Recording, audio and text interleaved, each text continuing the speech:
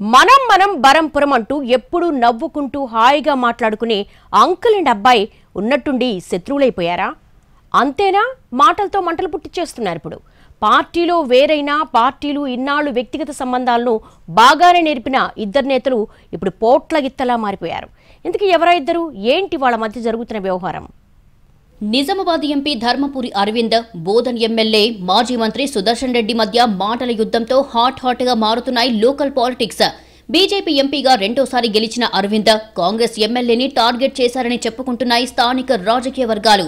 ఇద్దరు ప్రత్యర్థి పార్టీలో ఉన్నారు కాబట్టి పొలిటికల్ గా సహజమే కదా అన్న డౌట్ రావడం కామన్.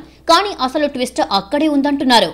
ఎన్నికలకు ముందు ఎత్తిపోసుకున్నారంటే ఓకే, కానీ అరవింద్ ఫలితాల తర్వాత ప్రెస్ మీట్ పెట్టి సుదర్శన్ రెడ్డిని ఏకిపారేయడమే ఇక్కడ సబ్జెక్ట్ అట. ఎన్నికల్లో డబ్బులు పంచారని, ఆయన సొంత ఫ్యాక్టరీలు చూసుకోవడం తప్ప బోధన్ షుగర్ ఫ్యాక్టరీని పట్టించుకోవడం లేదని విమర్శించారు ఎంపీ. అక్కడితో ఆగకుండా సమయం దొరికినప్పుడల్లా మాజీ మంత్రి మీద విమర్శనాస్త్రాలు సంధిస్తూనే ఉన్నారట.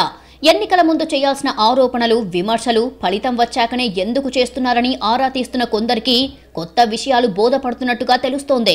ఈ క్రమంలో ఓటుకు 200 నోటు పంచారని బీజేపీ విమర్శిస్తే మీరే 300 పంచారని కాంగ్రెస్ నేతలు కౌంటర్ ఇస్తున్నారట. వాస్తవానికి అరవింద్, సుదర్శన్ రెడ్డి మధ్య పార్లమెంట్ ఎన్నికల వరకు మంచి టర్మ్స్ ఉండేవట. ఎంపీ అరవింద్ ఎమ్మెల్యేని అంకుల్ అంటూ సంబోధిస్తారట. డిఎస్ కుమారుడిగా ఉన్న పాత పరిచయాలతో పార్టీలు వేరైనా ఇద్దరి మధ్య సన్నిహిత సంబంధాలే ఉండేవన్నది ఇందూరు పొలిటికల్ సర్కిల్స్ లో వినిపించే మాట. కానీ సడన్ గా అది లోక్సభ ఎన్నికల ఫలితాల తర్వాతే ఎందుకిలా మారిపోయారంటే అందుకు బలమైన కారణమే ఉందన్న మాట వినిపిస్తోంది. నిజామాబాద్ ఎంపీ సీటును ప్రతిష్టాత్మకంగా తీసుకున్నారు సీఎం రేవంత్ రెడ్డి. ఆ క్రమంలో నియోజకవర్గ ఇన్ఛార్జ్ బాధ్యతల్ని సీనియర్ మాజీ మంత్రైన సుదర్శన్ రెడ్డికి అప్పగించారు. ఇక్కడే ఇద్దరు నేతల మధ్య గ్యాప్ వచ్చిందనే ప్రచారం జరుగుతోంది.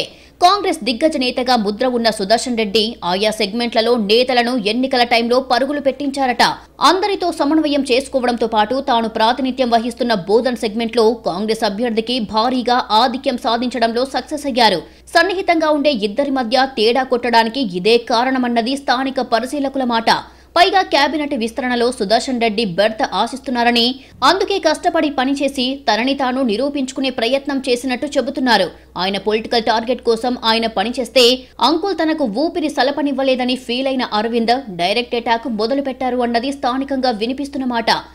ముందు ఈ మాటల యుద్ధం మరింత ముదురుతుందా, లేక అంకుల్ అండ్ అబ్బాయి గతంలోలాగే మాట్లాడుకుంటారా అని ఆసక్తిగా చూస్తున్నాయి ఇందూరు రాజకీయ వర్గాలు.